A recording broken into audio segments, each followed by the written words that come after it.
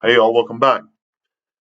This is going to be chapter 13. We're starting the final unit. So, in this chapter, we are talking about, or at least I'll tell you what chapter it is, chapter 46 Central Issues in the Study of International Conflict by Bruce Buendia-Mesquita of NYU. Okay, so we're going to get into some of the war stuff. It's a really good chapter, too. Okay. So, part one is the introduction, and we're going to start with just a few ways to look at international relations. Historically, international relations have been looked at through the structural approach.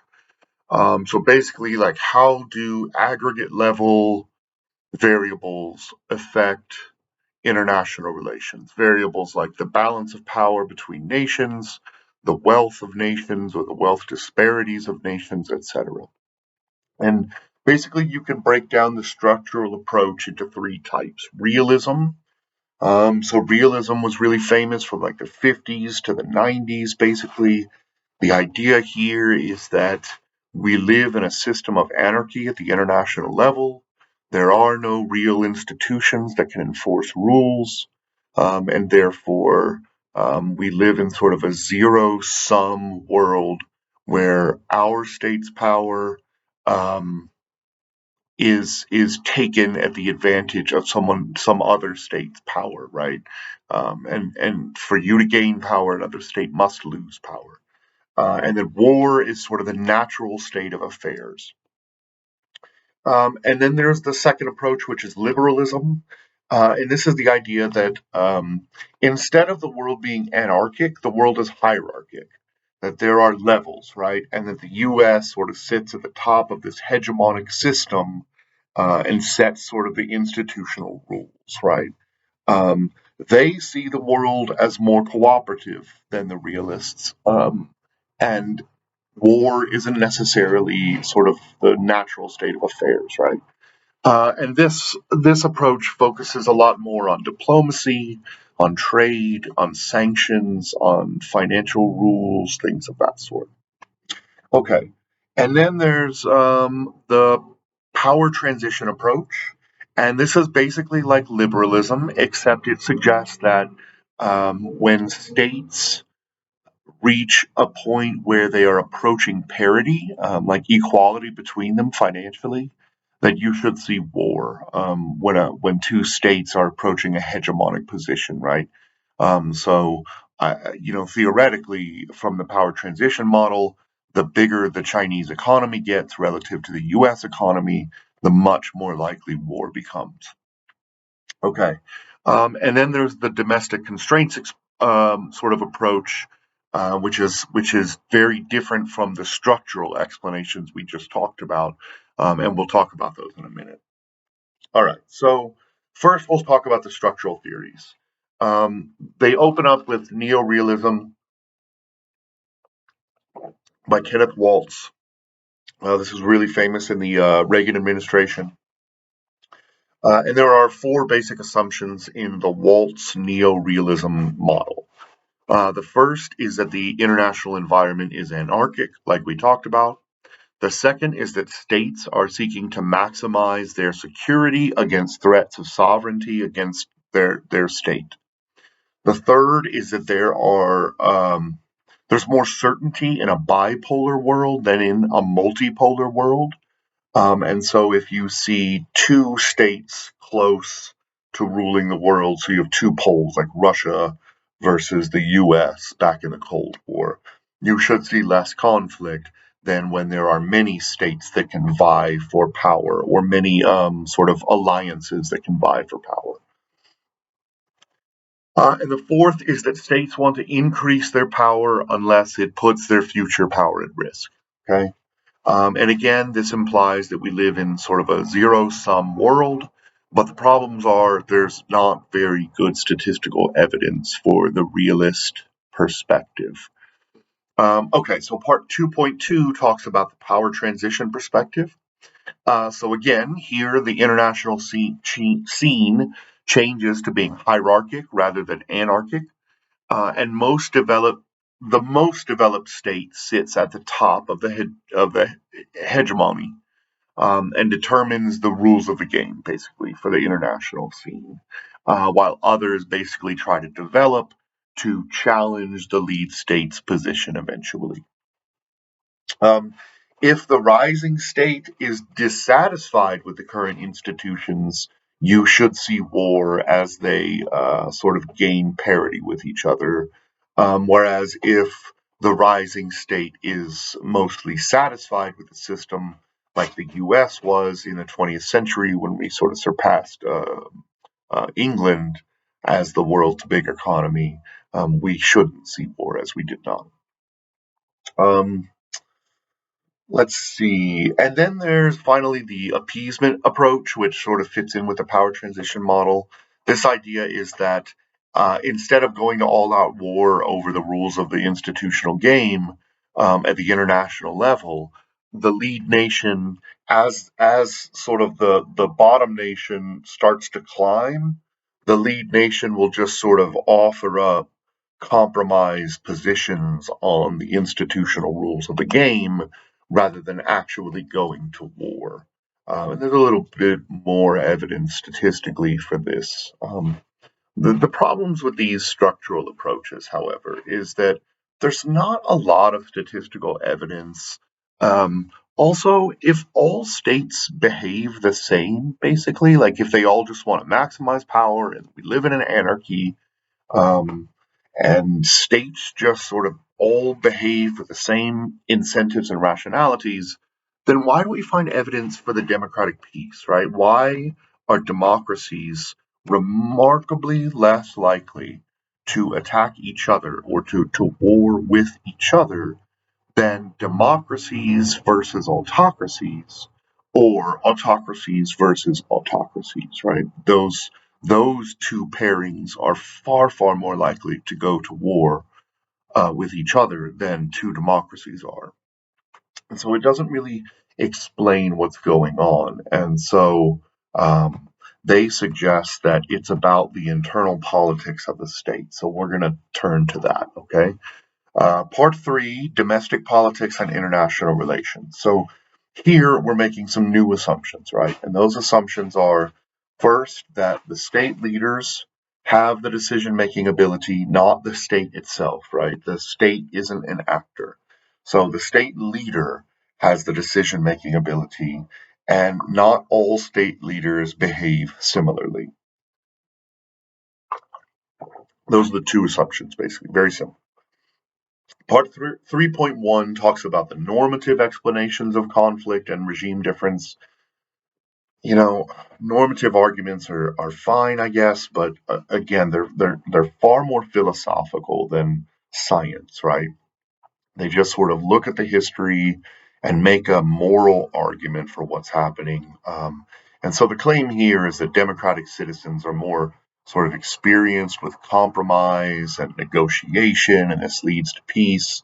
But it doesn't really make a lot of sense, and it doesn't fit well historically or empirically, and it doesn't really explain colonialism by powerful democratic states against, autocratic states. So um, it doesn't fit. So moving on. Part 3.2, institutional constraints. So here we have a couple of different research strands, right? The first is that democracies take a lot more time to prepare for a war than an autocracy does, and thus it allows more time for diplomacy before war actually occurs. There's not a lot of evidence for this one either. The second is audience costs. It's a really famous article by a guy named James Fearon, who I think we're reading later. Um, but basically, the idea here is that the toll that a democratic leader would pay for aggression is very high, right? Versus an autocrat who can kind of do whatever he wants.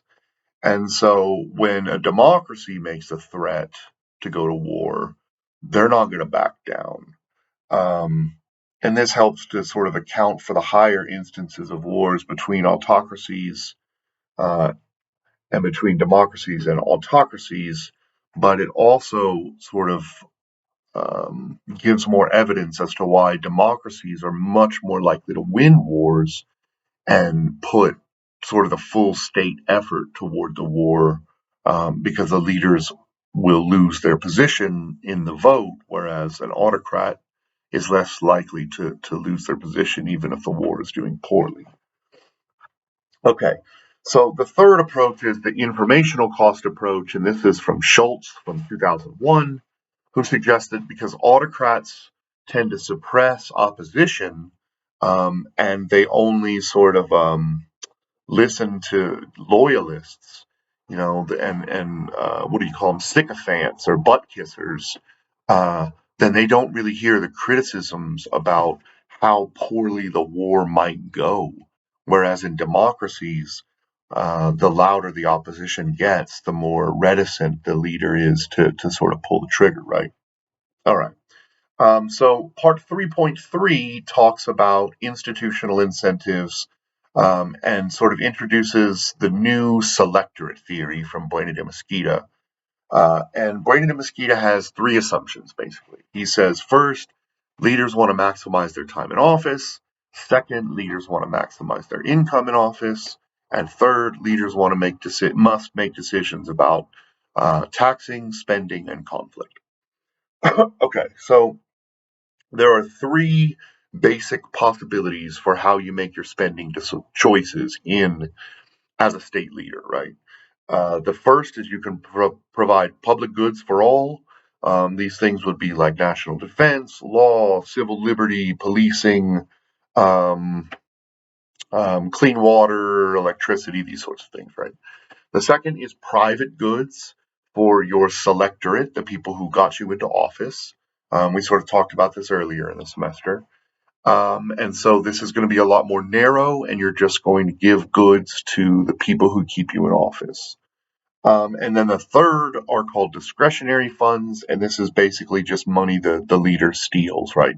Secret bank accounts, high level travel, homes. We see this kind of behavior in dictatorships, especially post the Iraq War when we went in 2003, or in the 2000s. We learned that we found all of those. There were probably dozens, maybe hundreds of houses that Saddam Hussein owned, huge palatial mansions with pools and cars and all this kind of stuff. So there's a lot of theft in dictatorships. All right, so what are the implications of these three simple assumptions? First of all, if you they don't break out the sort of the formal modeling here, but they did in their former research. The implications are first that because democracies have to provide goods to a large selectorate, right, public goods, they're more likely to supply these public goods than private goods to a smaller selectorate, and they're a lot less likely to steal through corruption because the effect of their sort of public goods are lesser because they have to give them to so many people, right? Whereas dictators can pay off a much smaller selectorate, and that money will go a lot farther, and so that leaves money left over to steal, right? And so this also means, from a sort of conflict perspective, that democracy should only go to war when they think that their chances of victory are very high, or when basically diplomacy just completely fails, right? And there's a lot of evidence for this approach.